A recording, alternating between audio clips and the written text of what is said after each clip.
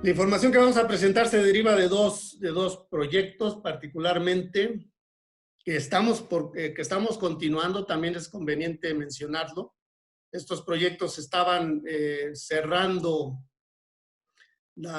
el inventario, el diagnóstico del arbolado y la determinación de los servicios ambientales en la primera sección, y en la tercera lamentablemente tuvimos que detenernos por la situación que estamos viviendo, pero en cuanto se reabran o se reúnan las condiciones propicias para seguir trabajando, lo haremos con mucho gusto. Entonces mencionaba, este proyecto generó en primer lugar información básica de la primera sección del bosque de Chapultepec, gracias al pago de fondos provenientes de SEDEMA, que se derivaron de resarcimientos que asignó la SEDEMA a este proyecto de la primera sección, y con los cuales pudimos cubrir 2/3 de la primera sección.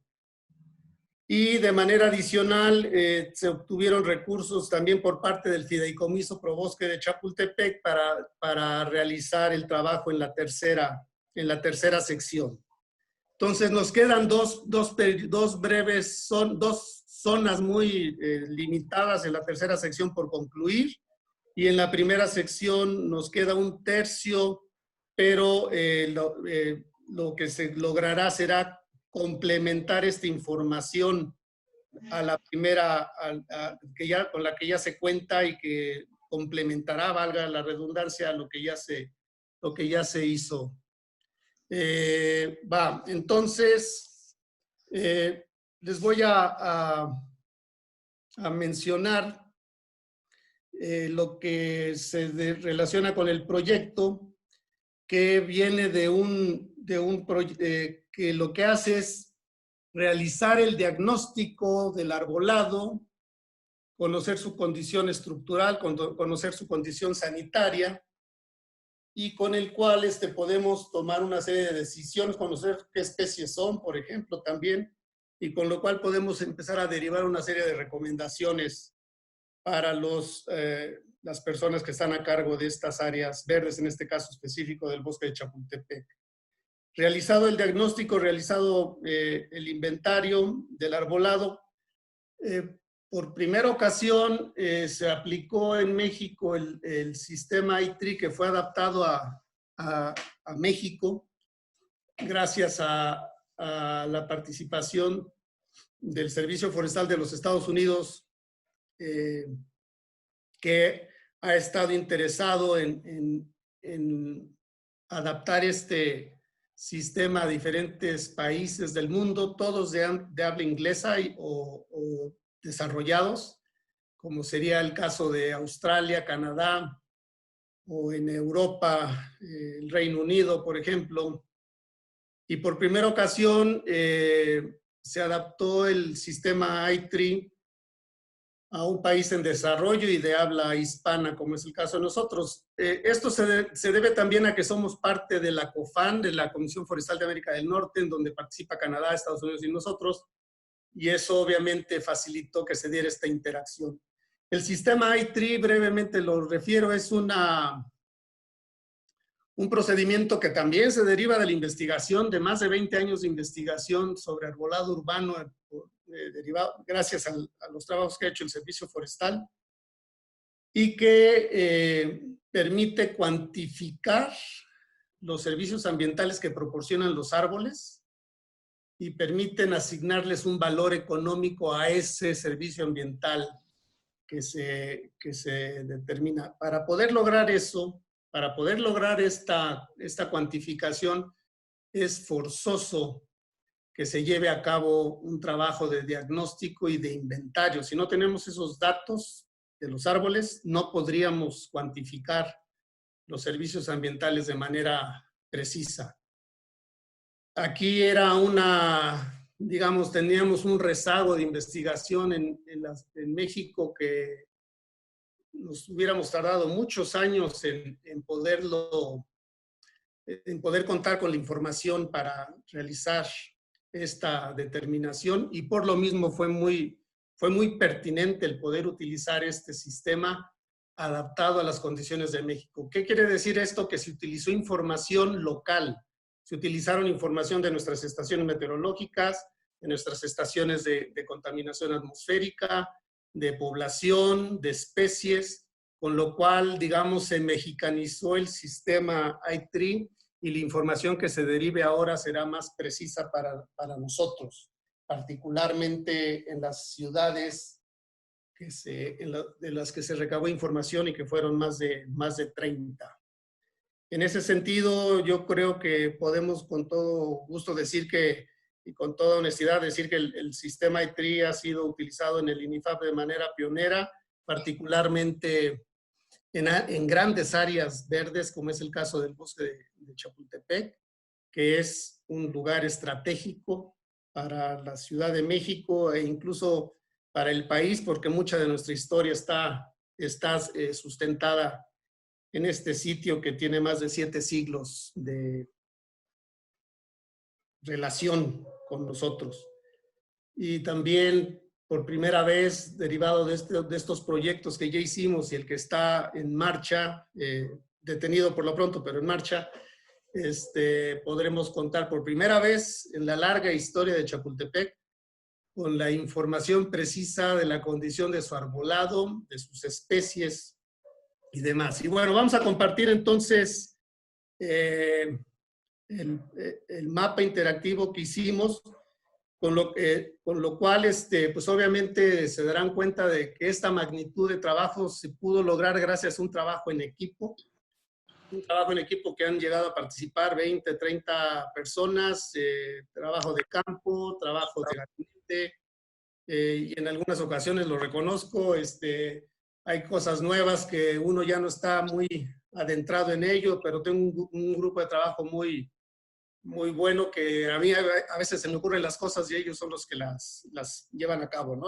Yo les digo, necesitamos hacer un mapa interactivo que las personas puedan consultar los árboles y ellos empiezan a buscar opciones o ya las saben porque están más adentrados, sobre todo en estas nuevas tecnologías que uno se ha ido quedando un poquito rezagado, ¿por qué no reconocerlo? Pero finalmente se conjuntan, yo creo que dos grandes cosas, la experiencia y el nuevo conocimiento de estos jóvenes que colaboran conmigo y que, por cierto, ahorita me acompaña Víctor Ramos, que tuvo mucho que ver en esta presentación de lo que ustedes van a ver. Los árboles, entonces, les decía, se diagnosticaron, se inventariaron, pero de manera complementaria voy a compartir la imagen con ustedes.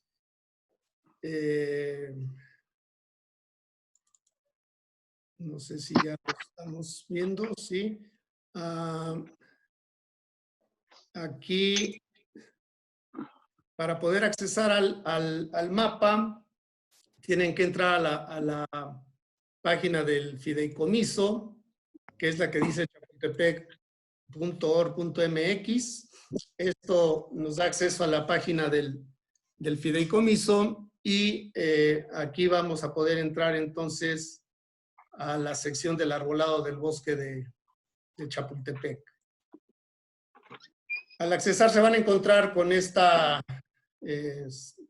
sección donde por default aparece el mapa de la primera sección, de manera inicial aparece el mapa de la primera sección y después podrán accesar también a la tercera sección si quisieran.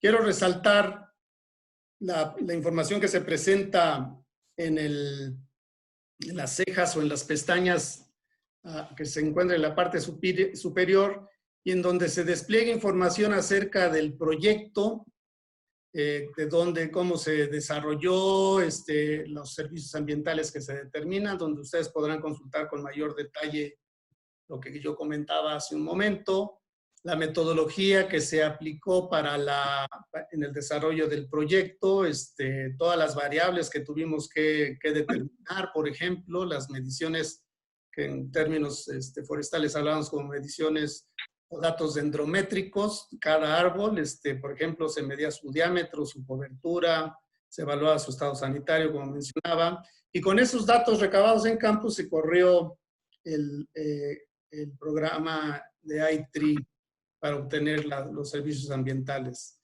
En la pestaña de créditos lo que estamos es reconociendo la participación de la SEDEMA, del INIFAP, pero también del Servicio Forestal gracias al sistema i3 para poder correr esto. Y lo más interesante es que pues el sistema i3 es un sistema de libre uso, no se tiene licencias ni nada similar. El manejo de la plataforma, aquí viene una explicación de lo que vamos a ver ahora. Nosotros aquí lo van a encontrar de una forma más detallada. Y finalmente quiero resaltar la pestaña del glosario. Y las personas que no sean especialistas en cuestiones técnicas pueden encontrar una información básica de lo que se determinó pues, particularmente sobre los servicios ambientales que genera el arbolado urbano. Y que reitero, teníamos muchos años hablando de esto, particularmente en México, pero siempre nos quedábamos en este aspecto cualitativo de reconocimiento de que sí son muy importantes los árboles urbanos y sí nos ayudan mucho en la calidad de vida, pero por primera vez tenemos datos duros al respecto, ¿sí? Bueno, regresando a la pestaña de mapa, entonces entramos a la primera sección. Y aquí quisiera resaltar nada más que todos estos números que ven en la pantalla del 1.1, 1.2, etcétera, se refieren al número de la subzona que fue trabajada, ¿sí? Entonces, el bosque de Chapultepec en sus 3 secciones, primera, segunda y tercera, se han dividido por zonas. Entonces, esta sería la zona 1, la zona 2, la zona 3, la zona 4, etcétera. Y cada zona a su vez está dividida en subzonas. En el caso la 1.1, que es por ejemplo Parque Líbano. En el mapa van a encontrar que hay zonas que todavía no tienen número. Ya fueron, vamos a decirlas, bautizadas, pero todavía no, como todavía no las hemos trabajado en el proyecto, estamos en el proceso de captura de información en campo y demás. Por eso no aparece su número en ese. Estamos, por ejemplo, esta zona se llama La Minadora, no ha sido inventariada, no ha sido diagnosticada, y todo el sur del bosque de Chapultepec, lo que colinda con Constituyentes y ciertas áreas falta mucho hacia Chapultepec, hacia el metro Chapultepec, está pendiente. Todo esto es lo que vamos a trabajar en este proyecto que está corriendo o que está en marcha gracias al apoyo de CONACYT. El financiamiento de esta tercera fase sería con apoyo de CONACYT, y con ello cerraríamos la primera sección, cerraríamos la tercera sección completas, ¿sí? Y entraríamos a esta nueva cuarta sección que se tiene planeado forme parte del bosque de Chapultepec. Y bueno, vale la pena destacar que también la segunda sección ya ha sido trabajada previamente con el apoyo del fideicomiso, y lo único que nos falta es determinar los servicios ambientales en ese lugar. Bien, como ejemplo, vamos a entrar, ya aclarado lo de los puntos, vamos a aclarar, vamos a tomar un ejemplo de la sección 2.2, porque aquí 2.2 es en Gandhi, en la zona de Gandhi, y entonces al accesar a una subzona, van a encontrar este cuadro que yo le denomino cuadro general de información, en donde se observa el número de la subzona, su nombre, el total de individuos arbóreos que la conforman y la superficie que tiene esa subzona. Siempre hay que mover el cuadro de información por el lado del mapa, ¿sí? Por el lado del mapa, no dentro del cuadro. Y aquí van a encontrar datos generales para la subzona en cuanto a los servicios ambientales que determinamos. El almacén de carbono, es decir, aquello que está retenido en los troncos y ramas de los árboles que se diagnosticaron e inventariaron y que, bueno, al medirlos se puede con toda precisión estimar este dato gracias al sistema i3. La captura de carbono anual que esos árboles en esa subzona pueden retener año con año y que obviamente si las condiciones de manejo son adecuadas, esto se incrementaría hasta lograr su óptimo, ¿sí? La reducción de escurrimientos, es decir, las copas, cuánto reducen de agua, de caída de agua directa al suelo y amortiguan su caída, pues, lo cual permite que se incremente la absorción al suelo, la infiltración, y se reducen los escurrimientos con la consecuente erosión del suelo que a la larga o en corto, no importa, asolvan nuestros drenajes, nuestros canales, etcétera, y que implica un costo también tenerlos que limpiar. Y el servicio ambiental de mayor importancia por lo menos en la Ciudad de México y en muchas grandes ciudades del país, sería la remoción de contaminantes. ¿Cuántos contaminantes atmosféricos son retenidos por las copas y troncos de los árboles y que muchos de ellos influyen en mejorar la salud de las personas al no respirarlos nosotros o no afectarnos? Quiero resaltar que de todos es tal vez lo menos grande en número, pero veremos que es lo más importante en valor económico. Y bueno, el valor estimado para esos servicios ambientales en conjunto para la subzona 2.2 Gandhi, ¿sí?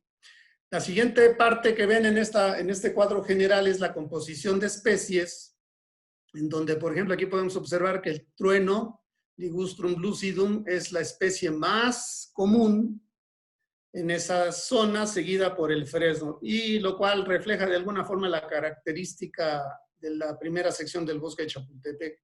Es una zona llena de, bueno, donde predominan los truenos y los fresnos. Una especie exótica traída desde el siglo XIX a México, originaria de China, Japón, Corea, y la otra, el fresno, una especie nativa de la cuenca y de la región centro del país, que obviamente se propaga fácilmente, y después muchas otras especies. Resaltar este aspecto de otras especies, 11 especies en este caso, en donde tenemos muchas especies con poquitos individuos y pocas especies con muchos individuos. Sí, es también algo muy predominante en las áreas verdes y en general en el bosque urbano de la Ciudad de México. Pero también en el diagnóstico inventario y se corren los datos de los árboles que encontramos muertos en pie, y aquí yo quiero resaltar el dato de este porcentaje de 4.7 árboles muertos en pie, que para las personas que nos dedicamos al arbolado urbano es un indicador de mantenimiento y es un dato que nos precisa hacia dónde debemos priorizar nuestras actividades de mantenimiento y saneamiento y en qué zonas, gracias a estos trabajos, por ejemplo, de diagnóstico e inventario.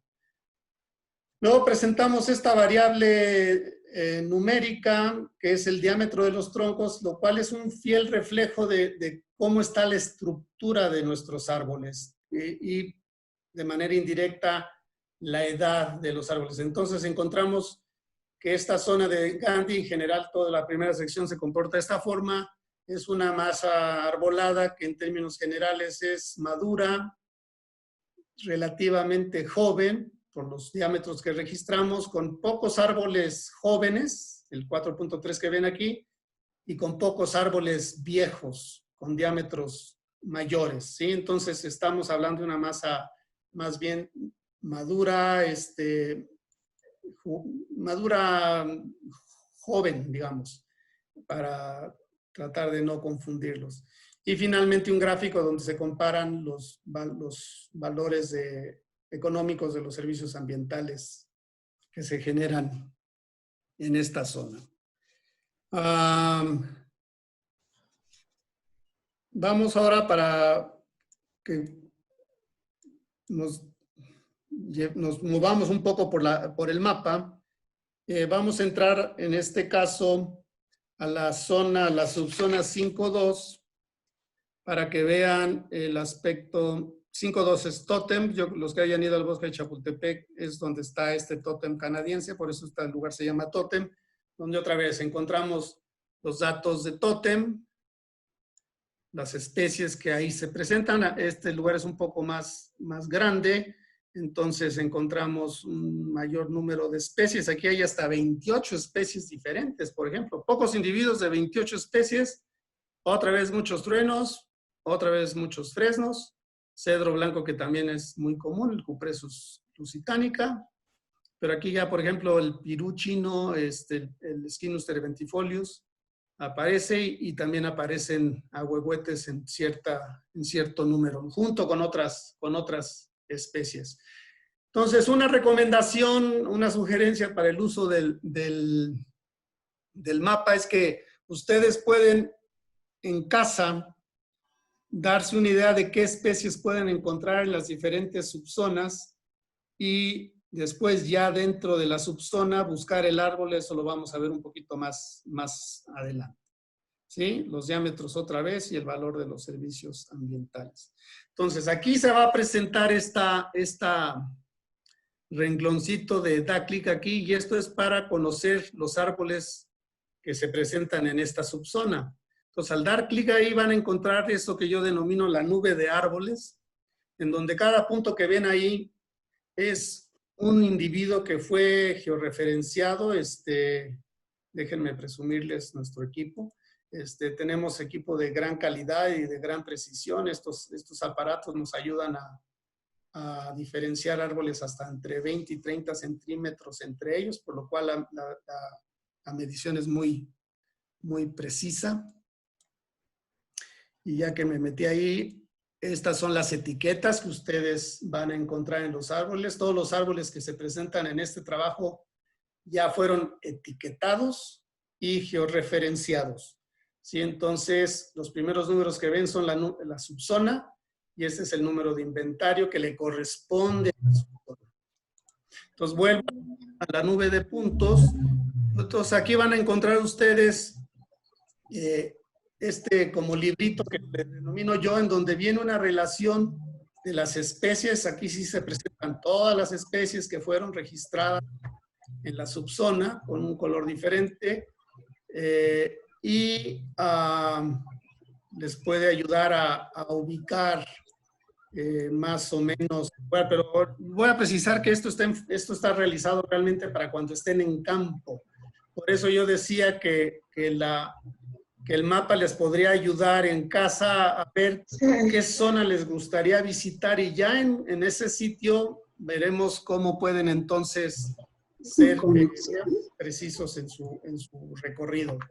Entonces, aquí en la zona de tótem, por ejemplo, tenemos estos dos árboles que están juntos, por cierto, que es un álamo temblón o chopo, el Populus tremuloides, en donde siempre van a encontrar la foto del árbol para que se den una idea de sus características, de su dimensión, por ejemplo, y van a encontrar esta información: el número de inventario que le corresponde al árbol en la subzona, su especie, su nombre común, el diámetro del tronco, el diámetro normal, que le llamamos en términos forestales, es decir, a 1,30 de altura, que se le suele denominar diámetro a la altura del pecho, pero depende de la altura del quien lo esté midiendo. Entonces, para evitar esas confusiones, mejor el término es diámetro normal, a 1,30 desde el suelo. La altura del árbol, que se determinó con aparatos que nos permiten hacer eso con toda precisión. Bueno, no precisar, pero sí estimar con toda, porque sería no es correcto decirlo de esa forma. Nos permite estimar la altura con la mayor precisión posible. El diámetro de la copa y los servicios ambientales que genera este árbol. Por ejemplo, este árbol tiene ya acumuladas 1,268 kilos de carbono en sus troncos y ramas. Captura 45 kilogramos de carbono anual, remueve 651 gramos No de escucho nada. contaminantes y tiene un valor, el árbol por los beneficios, de 1.790 gramos. Hay que tomar en cuenta que estos gramos que se mencionan aquí, estamos hablando de partículas microscópicas, estamos hablando de moléculas, entonces pues puede sonar muy bajo esa cantidad, pero estamos hablando de ese nivel de compuestos, ¿sí? Entonces no es una cuestión para que se pueda considerar que es poco importante. Y así sería para cada uno de los árboles que viéramos aquí. Aquí, por ejemplo, tenemos especies interesantes como el ginkgo biloba o acer o también pirú chino, que no es tan común en esta subzona. Pero vamos para salir de las subzonas, le dan clic en la flecha, y para seguir paseando por esta primera sección del bosque de Chapultepec, vamos a ver la otra opción que les mencionaba yo, que en este caso sería en la subzona 5-6,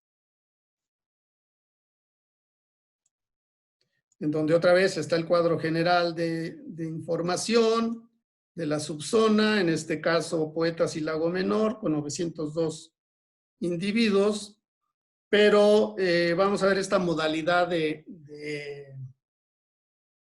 usarlo en campo. Ya vi que ahí hay ahuehuetes, me interesa ver los ahuehuetes, entonces camino por la zona donde están los ahuehuetes, y al ir caminando por ahí me encuentro un árbol que me llama la atención, y entonces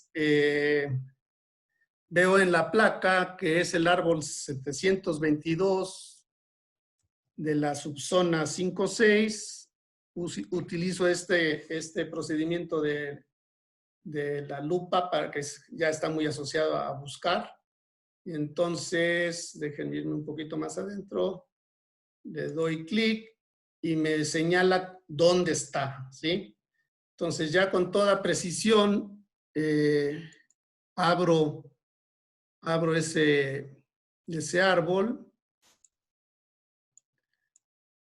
y este es el ahuehuete que estamos hablando. Y entonces los datos que yo les mencionaba hace rato.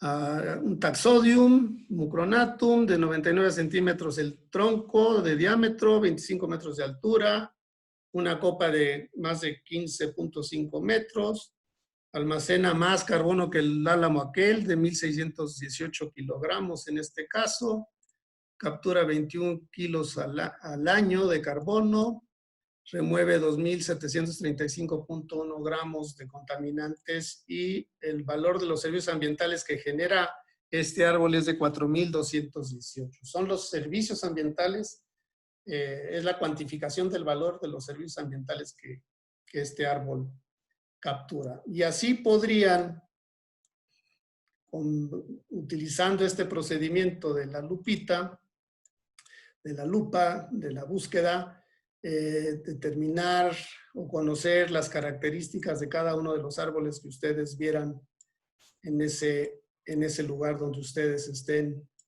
caminando, utilizando la placa de información que van a encontrar ahí, donde aparece la zona y la subzona, y la búsqueda. Otra vez aquí están las especies que tenemos en este lugar, y al ir caminando veremos un árbol, nos llamará la atención, queremos saber qué árbol es, y accesamos, o podemos accesar a él, o utilizando la placa meter su número, por ejemplo 455, y conocer de él. Pues a grandes rasgos, esta es la información que tenemos para para esta sesión, tratando de no alargar mucho esto y invitarlos a que utilicen el mapa, a que cuando sea otra vez posible podamos estar caminando con toda tranquilidad o con todos los cuidados necesarios, pero poder volver a caminar en nuestro bosque de Chapultepec e ir conociendo sus árboles con todo el mayor gusto al que a los que nos gusta esta temática del arbolado. Voy a regresar la pantalla para la sesión de preguntas. No sé si sea pertinente, Aglaé o Ana Paula, o me quedo yo aquí. Sí, así es. Tenemos preguntas del público. Por ejemplo, nos preguntan cómo miden los beneficios económicos, o sea, de los árboles, o sea, cuál es como en general la metodología o qué se toma en cuenta para medir los beneficios económicos de los árboles. Ok, aquí el procedimiento lo genera el sistema iTree, con lo que les mencionaba yo de la investigación que se ha hecho por muchos años en el Servicio Forestal de los Estados Unidos en esta temática. Y entonces ellos generaron una serie de modelos matemáticos con base en las dimensiones de los árboles. Pero para determinar el valor económico, lo que se utiliza es un sistema o un procedimiento indirecto que permita determinar ese valor. Es decir, si el costo de la limpieza de ductos, de drenajes, de canales es X, si nuestros árboles pueden reducir ese asolve en un 40, en un 50%, entonces nos permite estimar el valor del aporte de los árboles derivado de ese servicio ambiental.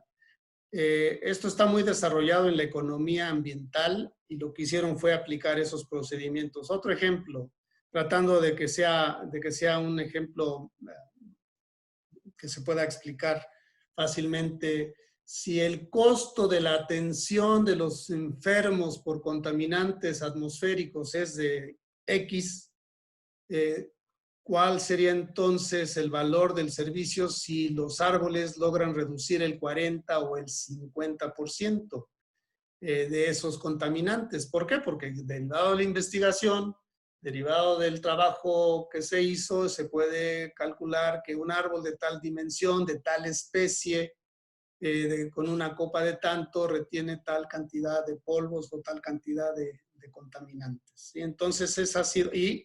Y en el caso del carbono, pues eso ha estado ya muy trabajado desde hace años, con la cuestión de los bonos verdes y el cálculo de cuánto es almacenado y en función del mercado que se tiene de bonos verdes para reducir el efecto del calentamiento global y los gases de tipo invernadero. Entonces son métodos indirectos que se aplican de esa forma, explicado de una forma, tratando de ser lo más explícito posible.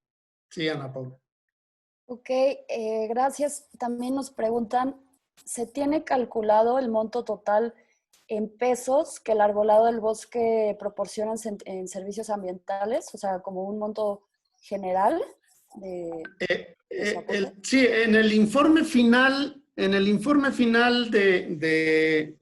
de los dos proyectos que hicimos está ese dato, ¿sí? No lo manejo todavía por lo que decía anteriormente. Estamos en un proceso de terminar la primera sección. Entonces, ahorita podríamos crear cierta información errónea si damos un dato en este momento que va a ser necesario complementarlo en el corto plazo. Yo estoy esperando que para mediados del año que entra podamos estar o antes, si es posible, podamos estar terminando la primera sección. Y entonces ahora sí podríamos hablar de un dato total y preciso para toda la primera sección del bosque de Chapultepec. Como también lo vamos a poder hacer para el caso de la tercera sección del bosque de Chapultepec. No te oigo, Ana Paula. Ok, gracias. También nos preguntan, ¿qué pasa con los árboles que tienen plaga? En el proceso de diagnóstico se evalúa su condición sanitaria e incluso, por ejemplo, cuánto de la copa está muerta, si hay muerte descendente, si hay copa faltante, si hay huecos en la copa y obviamente la presencia de plagas o enfermedades. También y esos datos se incorporan al sistema iTree a la hora de correr los datos en el sistema. Esa información también se incorpora y es utilizada dentro de sus modelos matemáticos para dar el valor.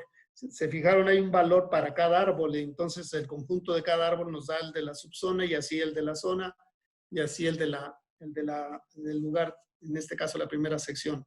Entonces sí influye la condición sanitaria en el valor, en el valor económico de los servicios ambientales que genera. Sí lo toma en cuenta. Incluso los árboles muertos tienen un valor porque tienen carbón almacenado. Claro, ese carbón se va a ir liberando. Entonces, conforme pasaran los años, ese valor se va a ir reduciendo. Pero ahí hay carbón almacenado que contribuye de alguna forma al total. Sí, Ana Paula. Ok, también, a ver, nos preguntan, ¿qué subzona presenta mayor diversidad de árboles? Muy interesante pregunta. En general es muy diversa. La zona de tótem que les mencioné, por eso la seleccioné, es de las que tienen una mayor diversidad de árboles, al igual que la subzona del jardín botánico. Sin embargo, aquí hay que resaltar que las situaciones que encontramos, muchas especies, pero por lo general vamos a encontrar fresnos y truenos que no fallan en gran número y muchas especies con muy poquitos árboles, a veces un solo árbol de una especie. Entonces tenemos una distribución bastante heterogénea de especies, pero poco representadas, con valores de diversidad muy, muy bajos, ¿sí? Tomando en cuenta este factor de 1 o 2 individuos de una especie y muchos de truenos, fresnos, cedros, principalmente, cedros blancos.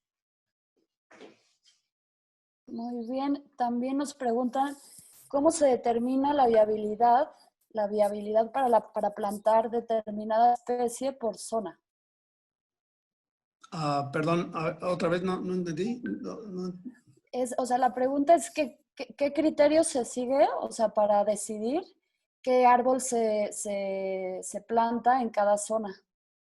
O sea, no se ha realizado ese procedimiento. Y para la primera sección del bosque, más bien tendríamos que hacer una selección de las especies adecuadas a la primera sección. Lo que sí es que lo que hacemos para la primera no lo podemos extrapolar para la segunda y no lo podemos extrapolar para la tercera. Son condiciones muy diversas que cada sección del bosque ameritaría su definición de especies.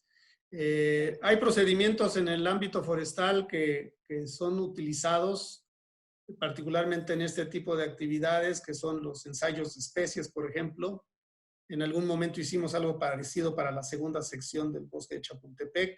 en donde probamos 12 especies, todas ellas nativas, todas ellas nuevas o poco usadas, en el caso de algunos pinos, con la finalidad de poder evaluar su respuesta y poder recomendar su uso. Entonces, existen procedimientos, pero sí quisiera yo enfatizar que no es extrapolable lo de la primera con la segunda, tal vez la segunda con la tercera más o menos, pero en la tercera sección. Ahorita, si da tiempo después de las preguntas, quiero enseñar la tercera sección, nada más brevemente. Pero ahí se da la particularidad que tenemos una gran diferencia de condiciones dentro de la tercera. Ok, nos preguntan también, ¿es conveniente el retiro de árboles de especies exóticas y reemplazarlas por otras nativas? Sería recomendable, lo que sucede es que la diversidad de especies nos está muy asociado a las condiciones del lugar. En el contexto del bosque urbano es muy común encontrar especies exóticas, muchas veces por su valor ornamental, y que algunas de ellas han demostrado una gran adaptabilidad a las condiciones de la Ciudad de México o del país, como el caso de la palma canaria, por ejemplo, o el caso del trueno, que se han adaptado y hasta naturalizado a las condiciones de México. Y algo que hay que tomar en cuenta que en el contexto del bosque urbano y del ambiente de las ciudades es que la Ciudad de México ya no tiene nada parecido a lo que fue el Valle de México hace 1000 años incluso. Cuando empezó a desecarse el lago, cuando empezó a urbanizarse esta zona, las condiciones fueron alterándose y fueron cambiando. Siempre será recomendable, en la medida de lo posible, buscar el uso de las especies nativas, pero también es probable que haya otras especies exóticas que puedan funcionar. Yo me preocuparía, en el caso de las exóticas, solamente de aquellas que tuvieran algún factor de riesgo para la salud, como pueden ser alergénicas, especies alergénicas, por su polen, por sus hojas, por pelillos que tengan en las hojas o en las peciolos o en las ramas, algo que pudiera dañar a la población, o aquellas especies que se pudieran convertir en especies maleza, que se empiecen a propagar de tal forma que después se convierte en un verdadero problema su control. En México no tenemos afortunadamente un caso muy grave en ese sentido, pero en el noreste de los Estados Unidos, por ejemplo, es famosa la presencia del árbol del cielo, una especie china que fue introducida en el siglo XIX al noreste de los Estados Unidos y que ha provocado serios problemas porque se propaga fácilmente y empieza a afectar la infraestructura urbana conforme los árboles van creciendo, entonces hay que controlarlos. Ese tipo de árboles sí es muy importante controlarlos, pero aquellas especies exóticas que se han naturalizado y que funcionan bien en el ámbito urbano, yo no sería partidario de quitarlas.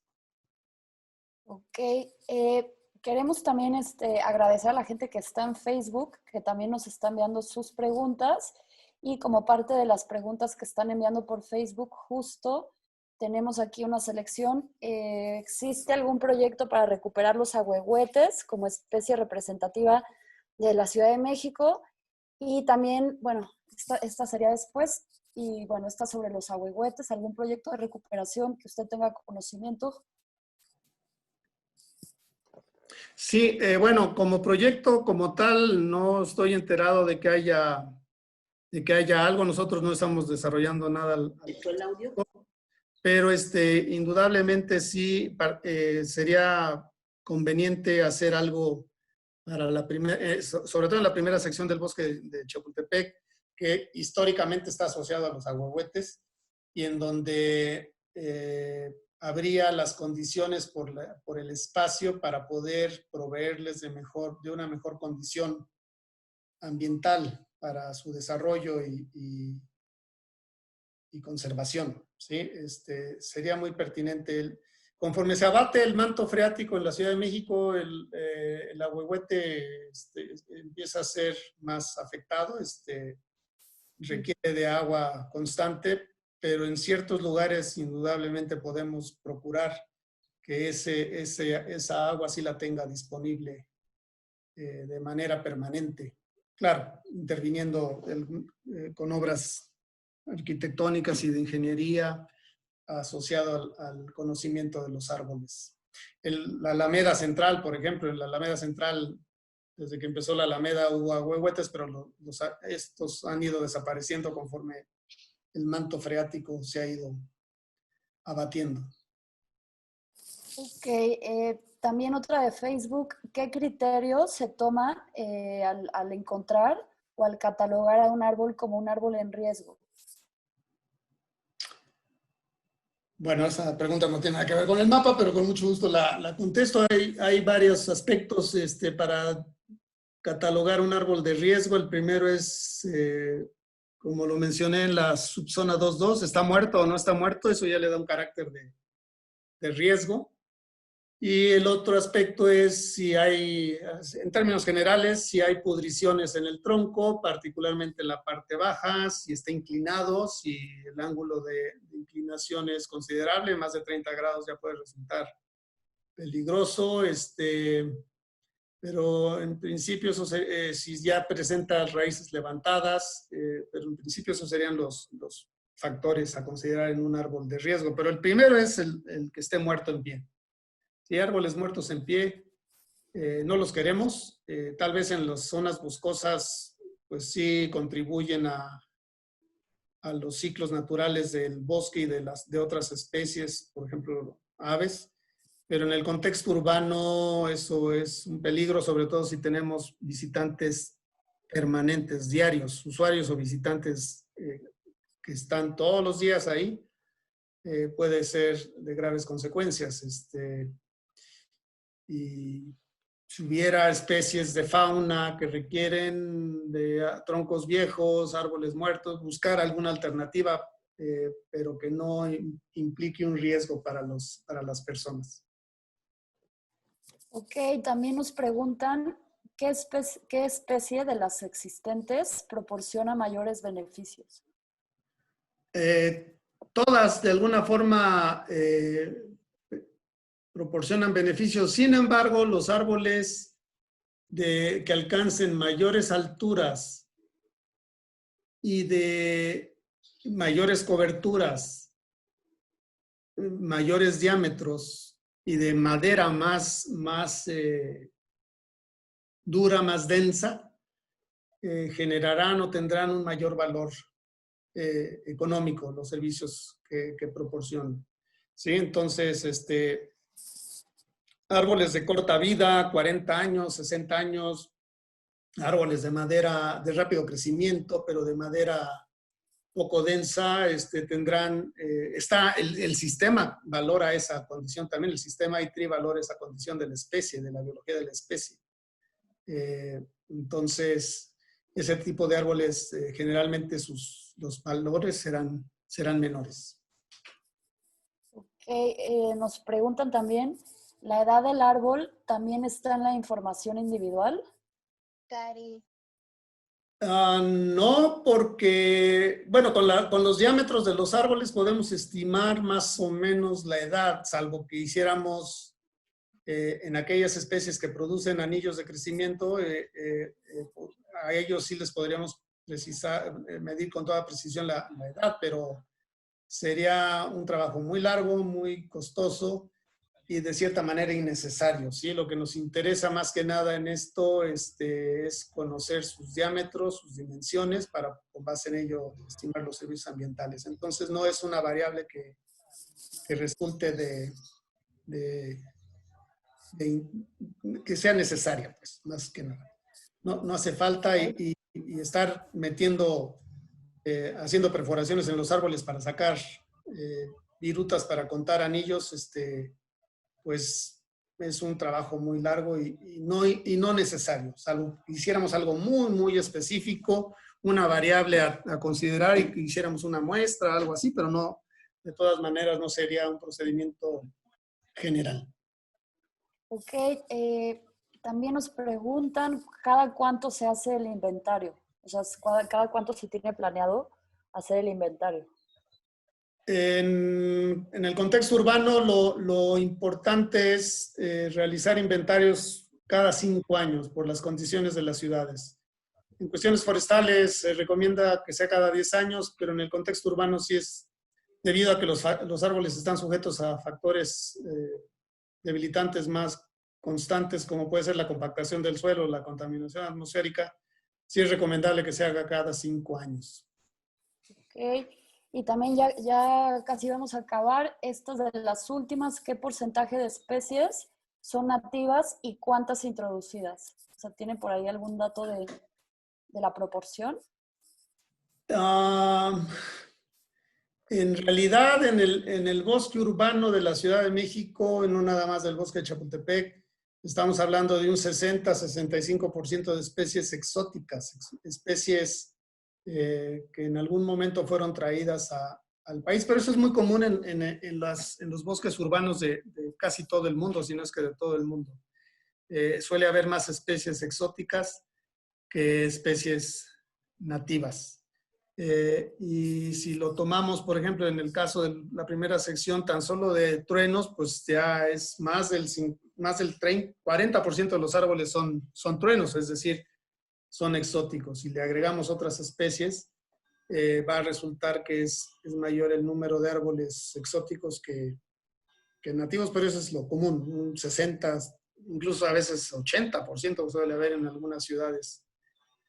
Como la presencia de especies exóticas. Ok, también nos preguntan cómo se obtienen este tipo de recursos para este tipo de proyectos. O sea, por ejemplo, en este caso, ¿cómo fue o sea, sí, el financiamiento?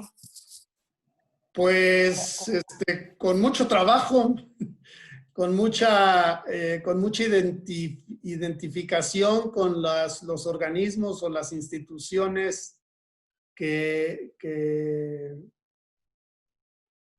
patrocinan o que apoyan económicamente estos proyectos, buscando presentar propuestas que sean de interés y de utilidad, yo diría.